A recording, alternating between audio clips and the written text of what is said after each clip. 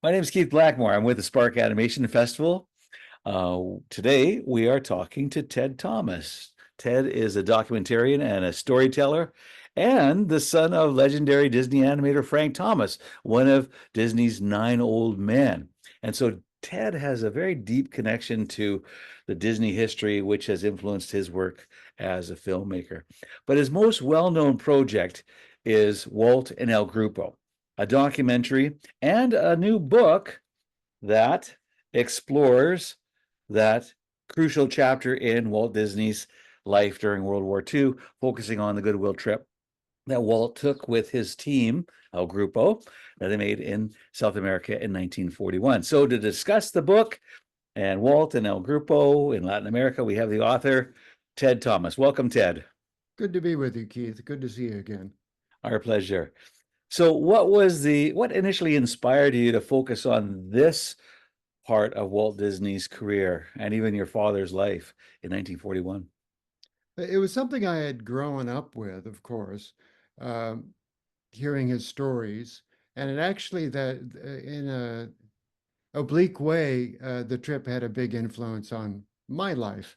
But I had never thought about making a film about it until I was approached by Walt Disney's daughter, Diane Disney Miller, who mentioned that she now had a shoebox full of snapshots from this trip that were taken by the animator Norm Ferguson, and who was on the trip as well. And she said, we have all these photographs now, and they're from the trip, but we don't know where, and we don't know who's in them. And do you think you could look at them and see if there's a movie there? And that became the genesis of my making the movie in the first place, following in the footsteps of Walt and El Grupo. And as so often happens when you do a project, you have far more material than can fit into it, especially when you do a film, you're tied down by the constraints of running time. And years went by, and the author and historian J.B. Kaufman approached me and said, um, why don't we see if we can collaborate on a book and use all of our unused material? Because this started out as a COVID pandemic project. Really, you couldn't get into the archives, you couldn't leave the house, you couldn't so we then pulled in Didier Guez, who's also an esteemed historian and Disney expert. And we pooled our resources and our combined intelligence, such as it is, and thought we ought to do this book. So what had not been done previously was to try and organize the trip as a diary, as a day by day. Hmm. And I thought, well, if we could pair the photographs with the written accounts, then we might have something, so really give a visceral feeling of you are there, you've got your suitcase packed, and you're along for the trip with this group of 17 artists and writers. I really did enjoy that format, going through the book and seeing how every day played itself out and such, and what individuals were going off to do and others were going here and there. And Walt, of course, had his own agenda. When we think about this trip, it was more than just a trip to gather material for his films that would subsequently come out of it, but it was also a a goodwill trip for the U.S. government. So, what Mm. was Walt's role in this trip in terms of diplomacy, and how did he interact with the governments and cultural figures at that time in South America? Well, the trip came about at a very fraught time. The summer of 1941. Um, World War II had already begun in Europe. It started in 1939, and it seemed inevitable that the Americas would be pulled in to the conflict as well. And so the US government approached Hollywood studios and said, can you please help us with a charm offensive, if you will? Make films with Latin American themes. And to go one step further, there was an agency within the Department of Commerce run by Nelson Rockefeller, which was charged with can we do more than that? Can we have a goodwill outreach? Can we send notable Americans to Latin American countries to show our best side?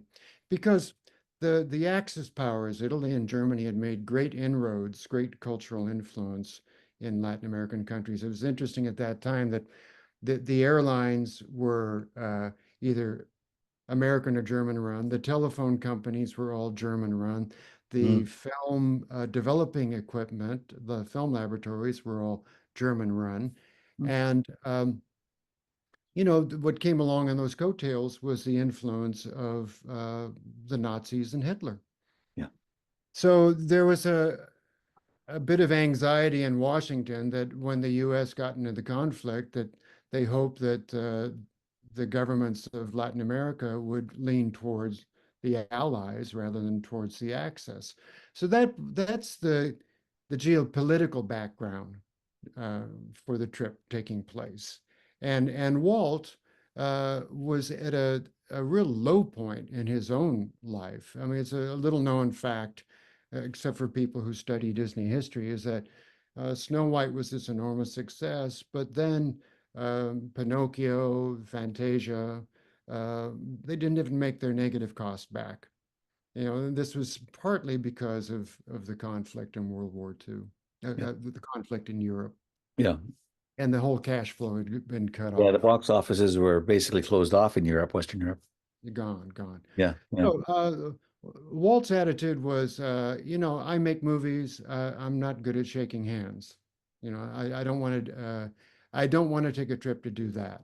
And the government came up with a novel plan and said, look, if you make this a research trip and you come back and you make films, we'll guarantee your loan at the bank because of his financial situation.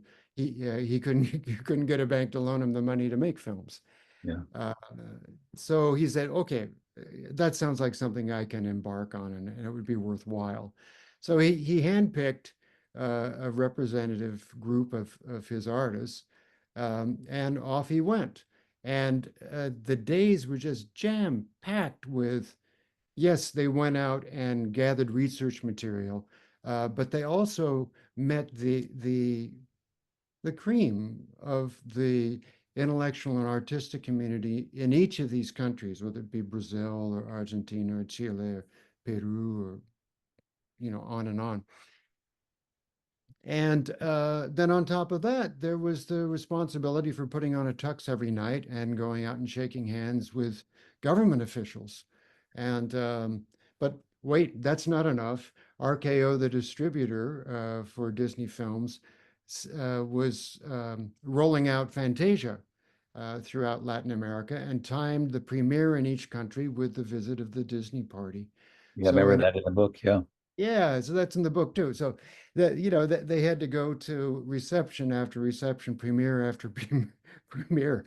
I can't help but think they would have been sick of seeing Fantasia by then. But yeah. No, I mean, there's financial difficulties for Walt, but also he had those other internal challenges within the studio with the animation strike yeah. and his basically his studio turning on him. So you mentioned how the financial aspect affected the dynamic. How did the strike and those financial aspects really affect the dynamic of the trip and the work that followed in on the on El Grupo? Well, the strike came about largely because of the financial straits that the company was in. I mean, I suppose if those other films had been fine, then there wouldn't have been the wolf at the door, so to speak. And organizing the rest of the studio could have happened in a less combative way than it did. But the toll that it took on Walt was he internalized the whole matter of the strike. He took it extremely personally. He wasn't able to objectify it at all, and I think it robbed him of his creative drive. So that at the time that the trip came about, it really was an opportunity for him to get away from this acrimony in Burbank and be out with a small group of creative people doing what he did best, which was sort of dream and blue sky and imagine the what ifs of storytelling. It was an interesting period because you're right. Like creatively for 12 years, he had been so engaged with the studio in creating everything and sitting in there with the teams and such, and even voicing Mickey and Minnie. But now, after the strike, he's just the boss and everybody's an employee and just punching the clock. And he basically separates himself creatively from the process. So, yeah, I could see where this would be a great opportunity for that to rediscover and revitalize himself in that. Um, Yeah. when you were doing your study, you mentioned Norm Ferguson, Mm. and we know, of course, your dad, Frank Thomas, was part of the group. Maybe you talk about the other members of El Grupo. And did you find anything surprising about the group in your research that you'd like to share? Well, there's something that I put in the film, uh, a- and it's been pointed to again and again, but it's quite remarkable at how life-changing the trip was for Mary Blair, Oh, the wonderful stylist, and um, she ended up becoming Walt's favorite inspiration artist after this trip. Prior to the trip, her work, well, of course, anybody who worked at the studio was top caliber, but her work was very much of the California watercolor school and not dissimilar to her husband Lee Blair's. And something happened, something ignited her on this trip, long about two-thirds of the way through, that just changed her palette, changed her way of caricaturing children and people, um, changed her way of stylizing landscapes such that she became a really unique voice. And if you look back to when she became Mary Blair, it was during this trip. yeah, interesting. And we see her work is still influencing Disney artists today, inspiring Still. and informing their work. I was thinking their latest feature film, Wish. I mean, they looked at Mary Blair's work to inspire and inform that film as well. So, Mm. yeah, interesting individual. Yeah. Yeah, and of course, the film and the book really highlights so many individuals and their experiences. It's amazing. Do you think that the Goodwill trip that Walt took there? It really shaped his creative output later on. Do you see, I mean, we see films came out of it like Saludos, Amigos, pardon me, and The Three Caballeros, but would it go on to really ignite that fire again for him? Yeah, yeah. And I think not only igniting the creative fire, um, but also giving him ideas about other avenues to explore. Mm. I mean, this was the very first time that a studio party had gone out to location to research and gather information. And after this, it became standard practice. For every major undertaking after this, there was a research trip to where the source material came from or where location was going to be done. Um, and likewise, it became the genesis of what later became the True Life Adventures and the People and Places documentary work that the studio started doing. Walt took along his 16 millimeter movie camera, and then he deputized Lee Blair and Larry Landsberg, who were two other people on the trip, to also take motion picture footage. And the whole idea was that this was going to be just for research. All right, they would film the places they went and the things they saw, and if there was a dance performance or something artistic that they could film. But as you know, when they got back, they had the challenge of knitting these short cartoons segments together, and the idea came up with, well, why don't we use some of that live action footage? And that's how the film Saludos Amigos came about. But it also was the launching pad, if you will, for Larry Landsberg, who up until that time had been an assistant director, but showed great ability with a movie camera.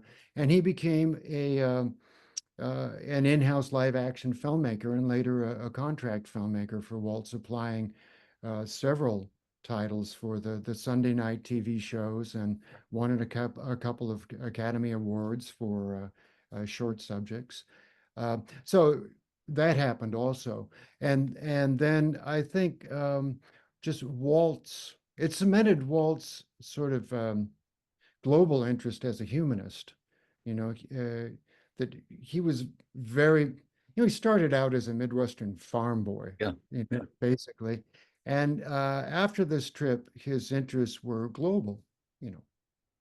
Interesting. That makes me think of Charlie Chaplin because after his success, he saw himself the same way, that he wasn't a citizen of just one country, but of course a citizen of the world, and had more of a global influence. So, how do you think that particular? So, do you think, well, like Walt has a global view, a better global view for himself? How do you think that particular trip helped Disney's global reach and cultural influence go beyond the States into Latin America? Did it extended it? Did it benefit Latin America? And was that the seed that was planted and took off?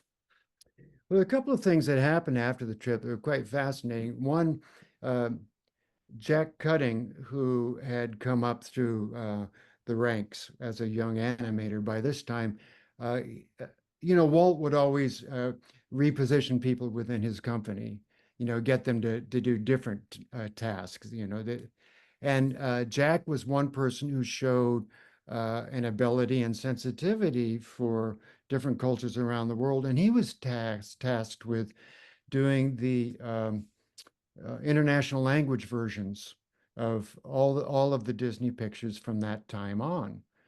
He had started with Snow White, and during the trip, they did the Spanish language dubbing of Dumbo.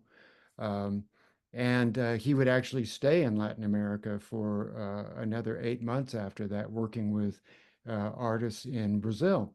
Well, so one of the things that came about of the trip was Jack's expanded role of making each of the Disney releases what you'd call sort of culturally tailored for different regions.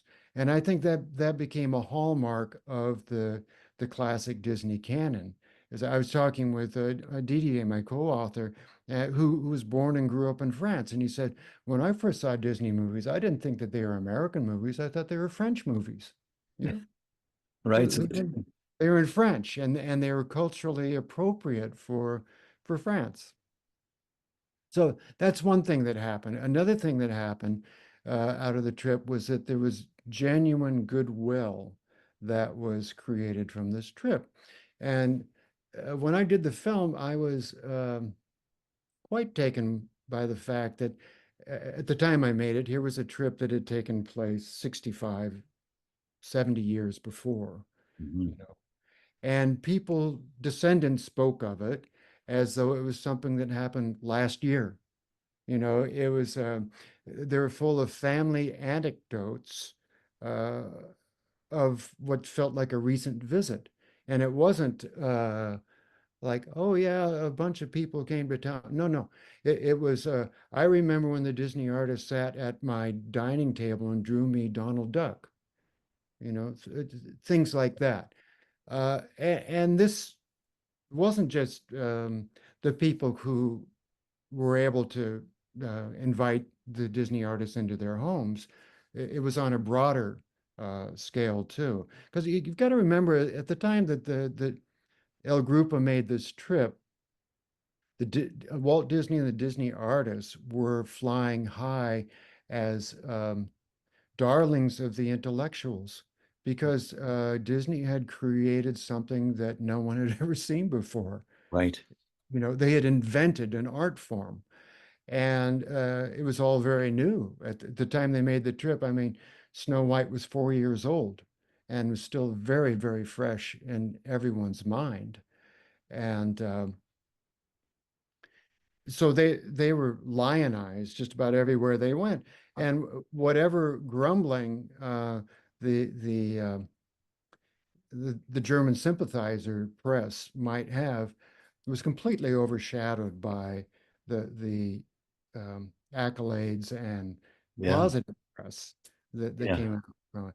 And even on the negative side, I remember I interviewed some folks in Chile who said, "Well, yeah, he spent a lot of time in Brazil and they spent a lot of time in Argentina, and when they came to Chile, all we got was a little airplane." The character of Pedro, who Right. was the mail plane that flies over the Andes. But one of the things that came out of that was that uh, a Chilean artist and cartoonist came up with the idea of El Condorito, the little condor, who became like one of the most popular uh, comic strip characters in South America out of that trip because he said, well, if we're not going to get more attention, I'll create something Chilean that we can be proud of. Right. So that was very interesting. And even to this day, I'll talk with people from Latin America, and there is I get asked a lot of questions here in the U.S. about, well, how do these films, The Three Caballeros and Saludos Amigos, how do they play today? Yeah. And there's great fondness for them Right. because there's still this hunger for, I want to be seen. I want my story told.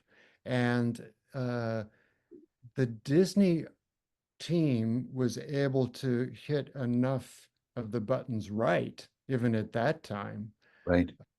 that there's still that feeling of, oh, I had my story told. There's still fondness for those pictures. In a sense, it was probably one of the first films that was showed diversity and inclusion, and where we saw that, whereas previously it was just so Hollywood focused, American centric or Western European centric and such. But now, yeah, you have this diversity, and just within Latin America, the diversity within that whole continent as well. Yeah. So interesting. I didn't realize that there was such a lasting impact on, well, of course, Disney has an impact globally, but what about culturally? I mean, they had a motive as well with the US government. Did it affect them culturally, or Well, the it international affected them relationship? culturally in terms of popular print. I mean, the Disney comic books Mm. started really ramping up after that trip. And so there was a quite an impact, particularly in Brazil. And then they also got, Brazil anyway, got the lasting character of Jose Carioca, Joe Carioca, the parrot, was created out of that trip and had incredible popularity in Brazil, up until about a decade ago.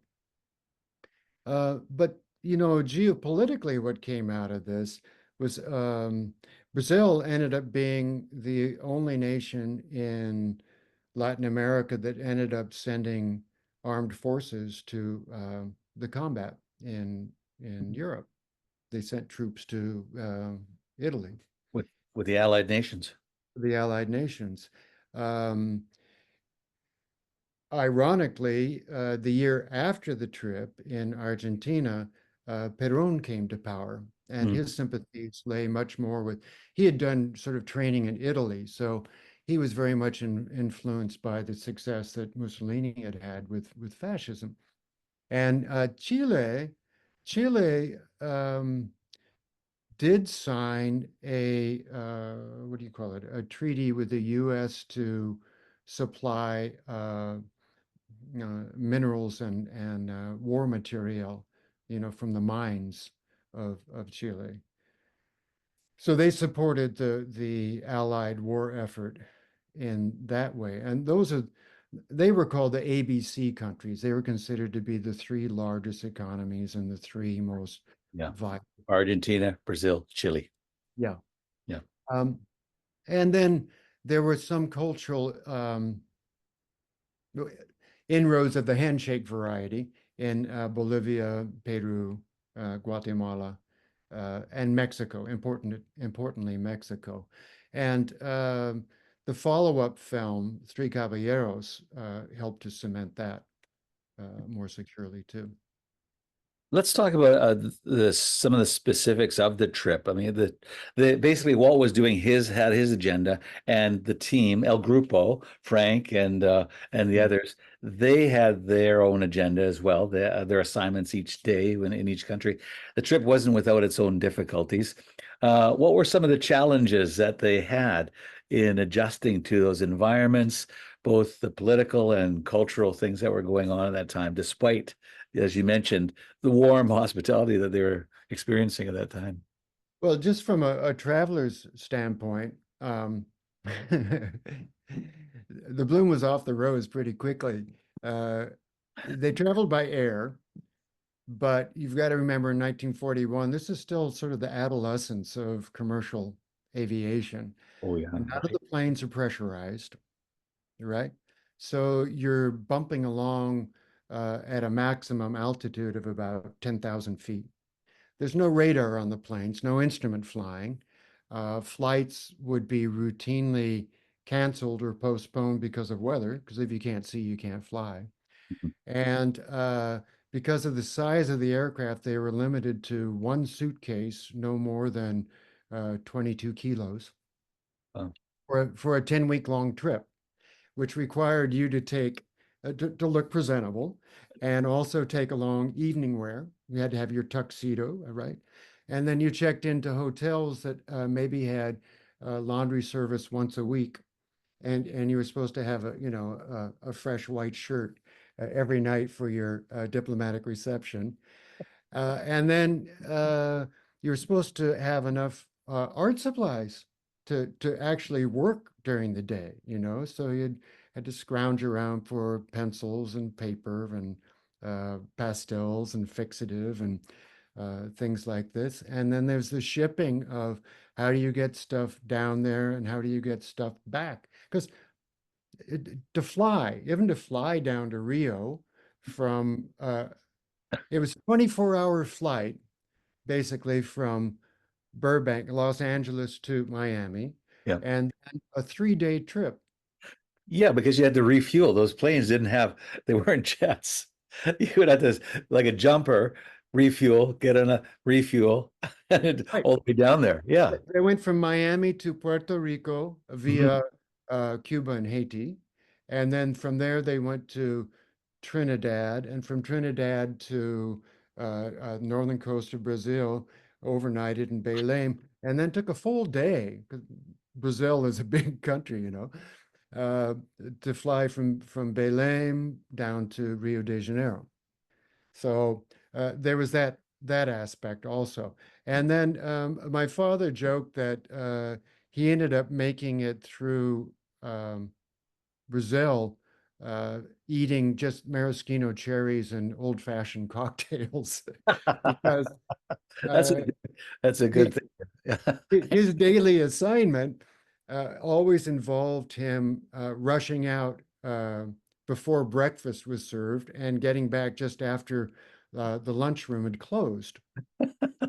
So the next opportunity to eat would be, evening over hors Well, d'oeuvres and cocktails. yeah, Uh, and then each evening would be full of something like running a clip reel from Bambi, which was finishing up production at that time. So Walt could say, "Yeah, and we've got a picture in the pipeline. It'll be coming out next year, and you'll get a chance to yeah, see it." Or Walt and Frank and Fergie would do a chalk talk, right. uh, easels and draw Disney characters in pastel. Yeah, And there's a funny story that you've probably heard that came out of that, where they were supposed to do a benefit for a theater full of orphans in in Argentina, in Buenos Aires. And Walt said, "Well, I'm not up to speed on some of these characters. You guys draw them. I don't. So can you help me out a little bit?" And Frank and Fergie said, "Yeah, yeah, it's okay. We'll just sketch them really lightly in pencil, and then you just draw over it, and from the audience, nobody will know." Uh, But what they didn't realize was that some of the best kids in the group were going to be handpicked to have the privilege of standing on stage to El Maestro Disney as he drew some of his most famous characters. And so here they were standing next to this man who was basically drawing over, Yeah, Tracy. Yeah. you know, things that already had been penciled in. It was like, yeah, what's the big deal here? I can do that. I can do that. And Frank and Fergie were chuckling to themselves, and Walt was saying, "I'll get you guys. I'll Yeah. get you guys." He was exposed. Yeah, He's a fraud. yeah, yeah, yeah, yeah, yeah. You only thought he was. But I think that's a common misnomer about everything's with Walt. Like he drew Mickey, but it wasn't. It was Ub. It was Ub that drew Mickey, right? Well, So he learned to draw Mickey well enough that right. when people asked him and he signed his name next to it, he could get away with it. But Mm. when I was in Buenos Aires, I went to this museum of caricature and cartoon art, Mm. and they had a great big pastel that my father had done Oh, in the studio that they had at the Alvear Palace Hotel, and it's Mickey as a gaucho. ah, He's got the bolas and yeah. the whole gaucho getup. And don't you know that all these years, all these decades later, there in the Museum of Caricature, somebody had forged Walt's name on this pastel. I've got Still think- photographs of Frank drawing it. I think that was one of the reasons why they went on strike. They weren't getting credits in the titles. They still didn't get a credit. Yeah, yeah, yeah, yeah. Well, yeah. Funny story. Yeah. How did the trip affect your father, his perspective as an artist, as an animator, that kind of exposure to new cultures and new artistic styles? How did it affect him? Well, I think it broadened his sense of a touchstone of who are you doing the scene for? Sure, you're doing it for yourself, but you can't help but also feel like, well, how is this going to communicate to somebody who sees it? You Yeah. know, and I think that um, one of the things that he and his colleagues joked about is anyone other than your mother going to care to watch it? You know, Right. Yeah. Yeah. It's one of those and a picture you put on the fridge. Mom loves. that's right, precisely. And this is certainly a global extension of that. And Mm. not only will it play in Vancouver, but will it play in Buenos Aires, you know, and I know that touched him artistically. Culturally, um, it was very interesting because when I was in junior high and my sister was in high school, we became a host family to an AFS student who stayed with us for a year from Argentina. And I know that part of my father's openness to that arrangement was because of this trip that he had taken as a young man, you know, Interesting. cross-cultural experiences. Yeah. And consequently, I became interested then in applying for American Field Service Scholarship when I was in high school, and I went to Brazil. And then I was interested in international studies, so I went to a college where I could spend an academic year in India and later on in Japan. And I ended up, after graduation, living in Japan for 2 years, and subsequently met the woman I would marry, my wife. Wow. So it really, uh, you might say that the El Grupo trip set me on sort of the trajectory that I ended up following for my life. Interesting. Yeah, I was going to ask about that. How it not just impacted your father, but it's impacted the family by extension yourself. Yeah, Interesting. Very, yeah. very, very, very interesting. When we look, is there any particular moment from your father's work on the trip that really um, brings back a lot of fond memories, or that you'd like to share with our audience? Well, he was tasked with, as he was often, with helping design characters and then in particular figuring out how to animate them and how to help their designs so that um, you could have as complete a performance as possible. Because they're quite often characters will be designed in such a way that they look great on the page, but then when you begin to move them around and get them to act, they've got design problems. You Right. know, they aren't proportioned right, or something sticks out, or I remember when they're doing Robin Hood, he and Ollie would argue about the design of the crown on Prince John's head. Right. That the first crown they had would take too long to draw, or didn't look right in perspective, and things like that. So my father was tasked with those sorts of things on the trip, both in terms of developing the parrot character in Brazil, and then also gauchito, a little gaucho character that came out of Argentina. Interestingly enough, when they did the first film, which was Saludos Amigos, they ended up using Goofy transposed as a gaucho Oh, into Argentina. And it wasn't until Three Caballeros that they used the Gauchito character that my father had worked on. And it was about they had gotten blowback from friends in Uruguay saying, hey, how come Argentina's got a big story, but we don't have a story? There's always this yeah. rivalry Competition. between the two Yeah. countries. Yeah. And so, sure enough, in the second story, this little gaucho was from Uruguay. He wasn't from Argentina, he was from Uruguay. And it Mm. was a story of a little gaucho who goes into the mountains and finds uh, sort of a Pegasus-like horse, a little burro that could fly. And he raises this, and there's going to be a horse race, a competition at the end, and he enters it, you know, and he's a laughing stock of all the gauchos who have these fine horses that they're going to ride, and his little donkey, pokes along until he allows it to unfurl its wings, and they end up winning the race, don't you know? And that was the one picture that made it through production that my father got to work on, that segment.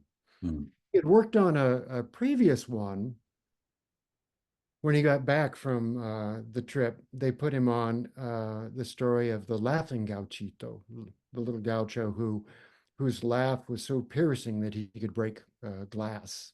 Okay. And he did some experimental animation on that along with Bill Teitla and Ollie Johnston. But Walt felt that the story didn't have enough dimension to it and ended up being shelved. Mm, mm. Interesting. Well, your dad has such an amazing talent for capturing emotions through animation. I mean, we look at the work that he's done, and his work, of course, has become essential to the whole animation process. I mean, he's set a template for us. I mean, we have the book, The Illusion of Life. That whole expression, the Hmm. illusion of life, what your dad and Ollie did, and then the other gentleman working with him was just amazing, and really is essential to animation today. And I'm Hmm. sure part of that trip helped in that regard as well. Oh, without a doubt. One of the things I keep harping on when I talk to students today is that Mm, uh, just because these films were made, back when your grandparents were born, yeah, doesn't mean they don't have something for you now. You know, don't mistake when they were made for how they were made, because I feel that there are certain fundamentals in those pictures, particularly in terms of storytelling or character relationship, that if you want to look at any of the films today that are smash hits, they have those elements yeah. in them that Pinocchio and Snow White and Bambi had, character relationship moments. You know. Yeah, no, I agree completely. And in teaching film history and animation specifically, I draw attention to the classics of the golden age. But even before that, I encourage my students to watch as many silent films. This month, later in October, we're screening The Cabinet of Dr. Caligari. Yeah. Well, you may not think, well, that's an old German film from 1921. What is it? It's in black and white. It's silent, but one of the most influential films of all time. Without that film, you don't have Tim Burton's work, you don't have David Lynch's work, and many, many others. So, yeah, we need to look at these films for not just their visual approach, but that aspect of story and character. And with your dad, of course, that animation and personality animation. Yeah. Yeah, yeah. Yeah, I had an interesting conversation with Eric Goldberg Mhm. uh, uh, not too long ago, and I said, Eric, why is it that everyone I talk to praises Frank's acting, but I don't hear anyone say, I love his acting, so I want to animate the way he did. And Mm. Eric said to me, because nobody can. And I said, wait a minute, what are you talking about? And we unpacked it and we said, well, when you look at Milt Cole's Yeah, animation, he animated a golden pose, golden moment, right. right? Strong pose. The tent Yeah, pole drawing. that's right. Animate up to it, animate out of it. Frank, he doesn't have a tent pole drawing. You know, It- he did thumbnails till the cows came home. And then when he began animating, yeah, he had keys, but he had sort of already decided on the keys by doing the thumbnails. And Interesting. and his was as close to straight ahead as anyone I can imagine working uh, during his during his time. And I think that's one of the reasons why you look at a scene and it's just so incredibly full of life, you know? We just had Ron Husband here just 2 days ago. Oh, I did yeah. a master class. Now, of course, Ron Husband, he was taught under your dad, Frank Thomas. He was his assistant. And his whole class, the one day master class, was quick sketching and set it up in advance, draw it out. 50% of your work should be in quick sketching and laying it out in advance. And this is what you're describing your dad would do. Yeah. So he's Ron is telling us something that he's learned from the master himself.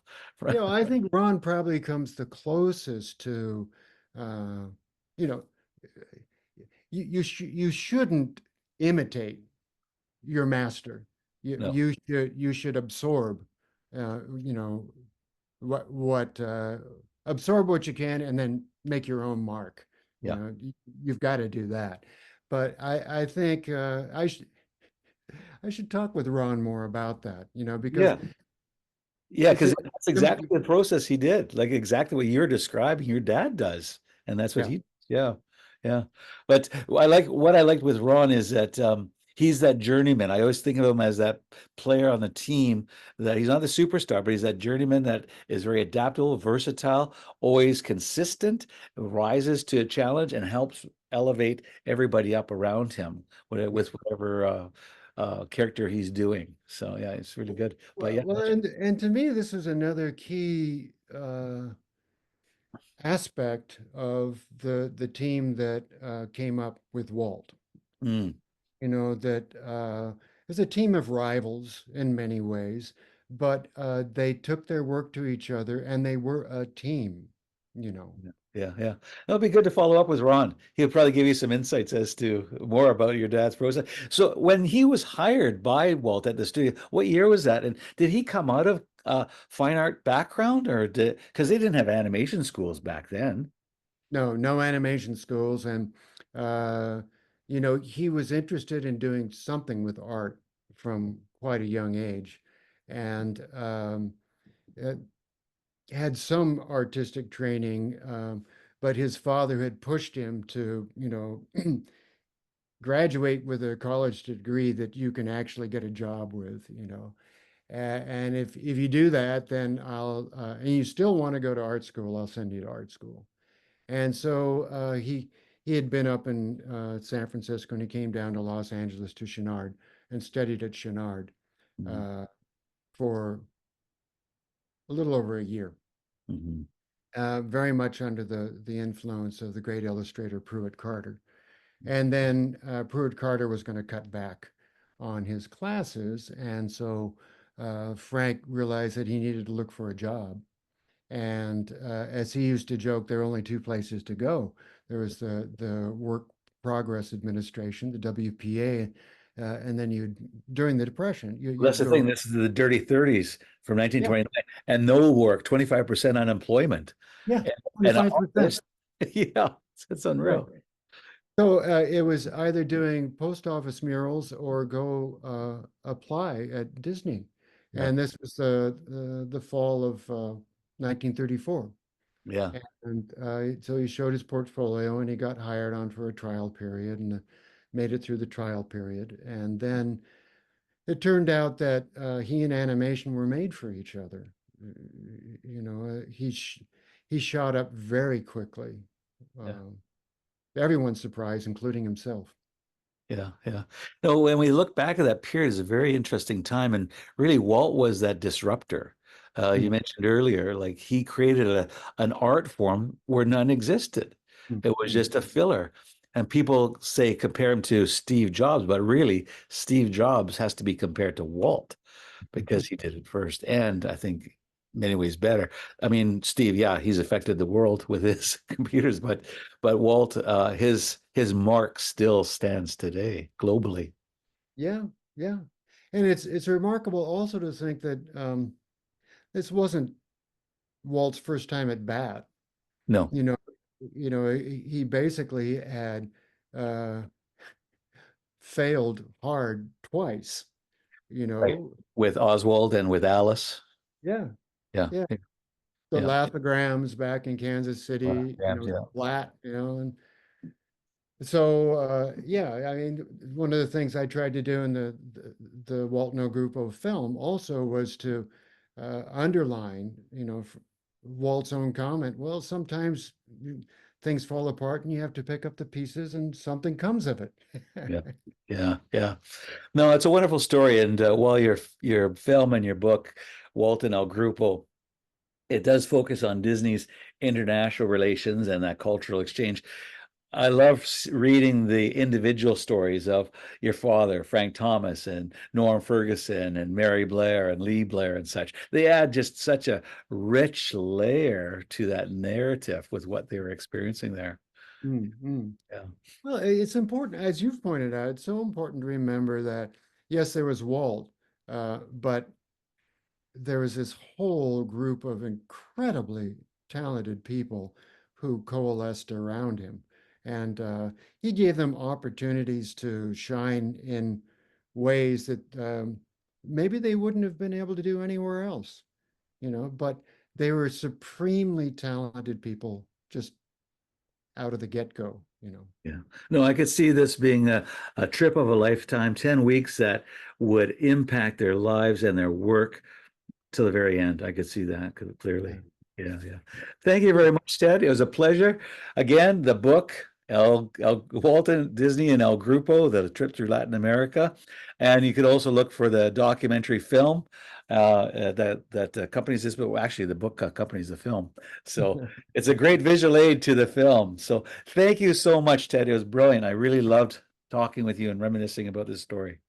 A pleasure, a real pleasure.